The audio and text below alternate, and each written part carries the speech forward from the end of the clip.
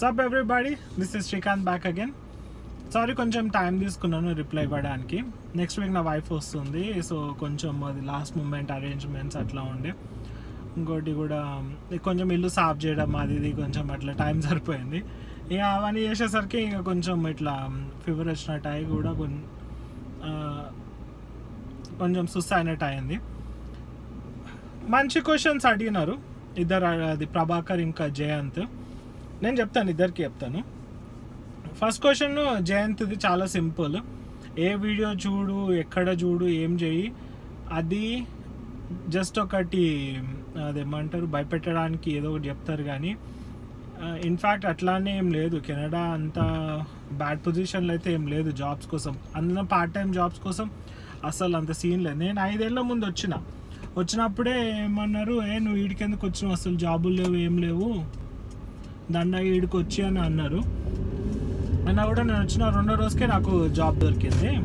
ఇక నేను వచ్చిన టైంలో అయితే మాకు అసలు అది 6 months వరకు వర్క్ చేయడం కూడా చాలా ఇల్లీగల్. మాకు 6 months తర్వాతనే సిన్ నెంబర్ వస్తుంది, వర్క్ పర్మిట్ వస్తుంది. మీకైతే ఇక్కడ రాగానే స్టూడెంట్ మీద వచ్చినా స్టూడెంట్ మీద వచ్చినా కూడా ఎయిర్పోర్ట్లోనే వర్క్ పర్మిట్ ఇచ్చి పంపిస్తుండ్రు. సో ఏం లేదు, మీ ప్లేస్ని బట్టి కూడా ఉంటుంది మీరు ఎక్కడ దిగాలి. ఫస్ట్ ఒకవేళ టొరంటోకి వచ్చేటోళ్ళు అయితే 199 మంది టొరంటోకే వస్తారు. ఆడ ఇక అందరు ఇచ్చిన జాగ్లను మీరు కూడా అప్లికేషన్ వేస్తే ఎట్లా దొరకదు. 10 మంది కాడ మీరు 11 అప్లికేషన్ వేస్తే వచ్చే ఛాన్సెస్ ఎట్లుంటాయి.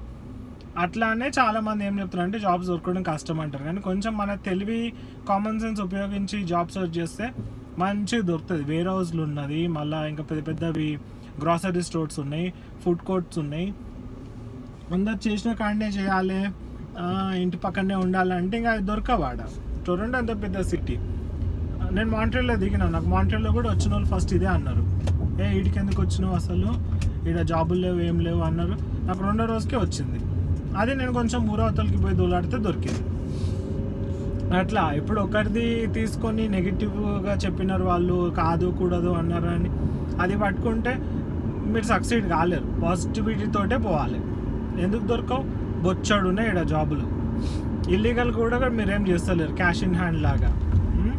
మంచి డీసెంట్గా లీగల్గానే చేస్తున్నారు. మీకు వర్క్ పర్మిట్ ఉన్నది, 20 hours మీరు చేసుకోవచ్చు. స్టూడెంట్ పైన సిన్ నెంబర్ ఉన్నది, ఇంక మంచి రాజా లెక్క చేసుకోవచ్చు. అదంతా ఏం పెట్టుకోక జయంతో మంచిగా రా. ఇంకొకటి ఏంటంటే అక్కడ కన్సల్టెన్సీలో అంతా అడ్డమైన వాళ్ళు ఉంటారు, ఒకటే చెప్పి పంపిస్తారు. ఆడికి పోయినాక మీరు వర్క్ చేసుకోవచ్చు, ఫీజులు కట్టుకోవచ్చు, అది చేయొచ్చు, ఇది చేయొచ్చు, మశానం అంటారు. కానీ అట్లా అంటే మటుకు అన్ని తన్ను వెనకకే లొంగబెట్టి తన్ను ఎట్లా పాసిబుల్ అయితే చెప్పు. నువ్వు చేసుకున్న 20 hours నీకు మా అంటే నెలకి 800-1000 వస్తుంది. నీ కిరాయి, బస్ పాసులు, తిండి, బుక్స్, వాటికి పోగా నువ్వు ఫీజుకి ఎడికెళ్ళి కట్టుకుంటావు. ఫీజుకి చేయాలంటే నువ్వు మళ్ళీ కంప్లీట్ ఫుల్ టైమ్ ఇల్లీగల్గా చేయాలి. అప్పుడు నీ చదువు సంకనాగిపోతుంది. ఇక్కడ మటుకు నువ్వు లీగల్గా పేపర్లు వేసుకోవాలి, నీకు PR రావాలి అనేది నీ లాంగ్ టర్మ్ గోల్ పెట్టుకొని వస్తే నీ కోర్స్ అయ్యేంత వరకు నువ్వు ఎట్లాంటి సైడ్ ట్రాక్ పట్టకు, తప్పుదోవలకు పోకు, చదువుకో. కష్టమైందా ఏం కాదు, అప్పు తెచ్చుకో, ఇంటికెళ్ళి అప్పు తెచ్చుకో, చదువుకో. అంతేగాని నేను ఇక్కడ చదువుకొని నేను ఇక్కడనే ఫీజు కట్టుకోవాలి అని అంటే మటుకు నీ చదువు సంకనాగిపోతుంది, అటు PR పోతుంది.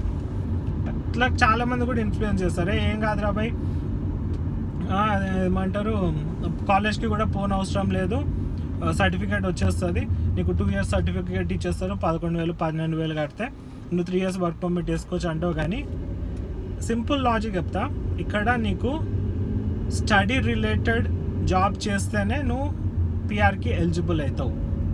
నువ్వు చదువుకు వాడు నీకు డిగ్రీ ఇచ్చింది MBA దానిపైన, లేకపోతే మార్కెటింగ్, ఇంటర్నేషనల్ బిజినెస్ మేనేజ్మెంట్ అని వాటిల్లో నీకు సర్టిఫికేట్ దొరికింది అనుకో, నువ్వు దాని మీద నువ్వు జాబ్ ఎట్లా చేస్తావు. నీకు ఎక్స్పీరియన్స్ లేదు, చదువుకుంది, నీకు ఎక్స్పీరియన్స్ ఎడికెళ్ళి వస్తుంది, నాలెడ్జ్ ఎడికెళ్ళి వస్తుంది, నువ్వు ఎట్లా చదువుకుంటావు.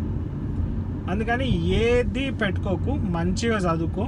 ఉన్న 2 ఏళ్ళు కోర్సు ఉంటుందో 3 ఏళ్ళ కోర్సు ఉంటుందో ఏదో ఒకటి మంచి ఆరామ్సే ఎంజాయ్ చేసుకో, చదువుకో. కోఆప్ టర్మ్స్ వస్తుంది, వాళ్ళే కాలేజ్లలోకి వచ్చి హైర్ చేసుకొని పోతారు. లేదు అంత కష్టమవుతుంది, గడుస్తలేదు అంటే కూడా సెమిస్టర్ బ్రేక్ తీసుకో. ఒక సెమిస్టర్ అయిపోయినాక ఇంకో సెమిస్టర్ అయిపోయినాక అది టైం ఉంటుంది, ఇంకో సెమిస్టర్ స్టార్ట్ అయిపోయి లోపల 1 నెల 2 నెలలు లేకపోతే 10 రోజులు అట్లా టైం ఉంటుంది. ఏం చేయి, బ్రేక్ తీసుకో. లేదు నేను ఇంకొక వచ్చే సంవత్సరం ఎన్రోల్ అవుతానని చెప్పి బ్రేక్ తీసుకో. ఆ టైంలో ఫుల్ టైం పని చేసుకో, ఫీజుకి జామ్ చేసుకో, మళ్ళీ చదువుకో. కానీ ఇట్లా పైసలు కట్టి సర్టిఫికేట్లు కొనుక్కునుడు ఇట్లాంటివి వద్దు. చాలా మంది ఉన్నారు అక్కడ, ఇన్ఫ్లుయెన్స్ చేస్తారు. అట్లా ఆ దారులకి పోయి ఇంకా అడుక్కు తిన్నటోళ్ళు చాలామంది ఉన్నారు.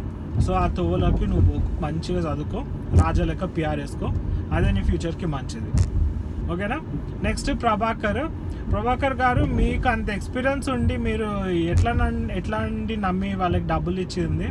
ఇప్పుడు నేను అవన్నీ నేనేమి మేము తెప్పిపొడవట్లేదు, కానీ ఇక్కడ చాలామంది ఉన్నారు అదే పని వాళ్ళకి.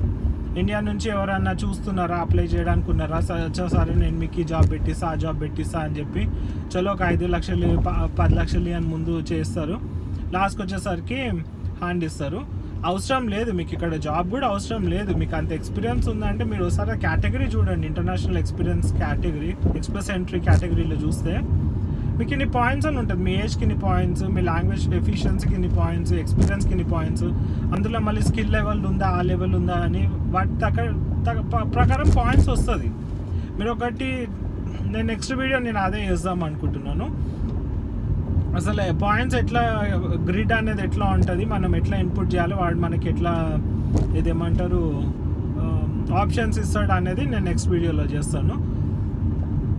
కానీ ఈ లోపల అయితే మళ్ళీ ఎవరైనా వచ్చి నేను ఇది పెట్టిస్తాను డబ్బులు, నేను అది పెట్టిస్తాను డబ్బులు మటుకు ఎవరు ఇవ్వకండి.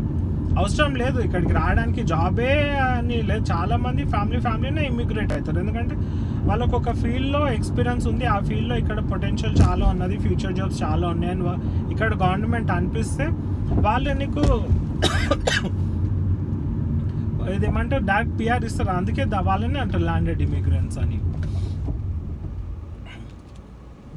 అదే నేను అది నెక్స్ట్ వీడియో అదే చేద్దాం అనుకోండి. మా ఫ్రెండ్ కూడా ఉంటాడు ఒక ఆయన దీంట్లో చేస్తాడు, టెస్టింగ్ పైన చేస్తాడు. అతను కూడా అడిగినాను, అతను కూడా చెప్తా అన్నాడు. సరే అండి, మరి నేను ఏమంటున్నా, రేపు వెళ్ళాలి. నేను యాక్చువల్గా వేరే సిటీకి వెళ్ళి నా వైఫ్ని తీసుకొని రావాలి. నేను వెళ్ళేటప్పుడు ఒకసారి మళ్ళీ ఒకటి వీడియో చేస్తాను, లేకపోతే ఇవాళ రాత్రి నాకు టైం దొరికితే నేను అది ఎక్స్ప్రెస్ ఎంట్రీకి ఎట్లా పాయింట్స్ క్యాలిక్యులేట్ చేస్తారో అది నేను ఒకటి వీడియో చూసి చూపిస్తానండి. సరేనా? ప్లీజ్ ఇట్లానే లైక్ చేయండి, సబ్స్క్రైబ్ చేయండి, కామెంట్ చేయండి. మీకు ఏమైనా క్వశ్చన్స్ ఉంటే డిస్క్రిప్షన్లో నా ఈమెయిల్ ఐడి కూడా పెడతాను. ఏమైనా డైరెక్ట్ స్ట్రైట్ క్వశ్చన్స్ ఉన్నా కూడా నాకు ఫార్వర్డ్ చేయండి ఈమెయిల్, నేను రెస్పాండ్ అవుతాను. ఓకేనా? సరే, బాయ్.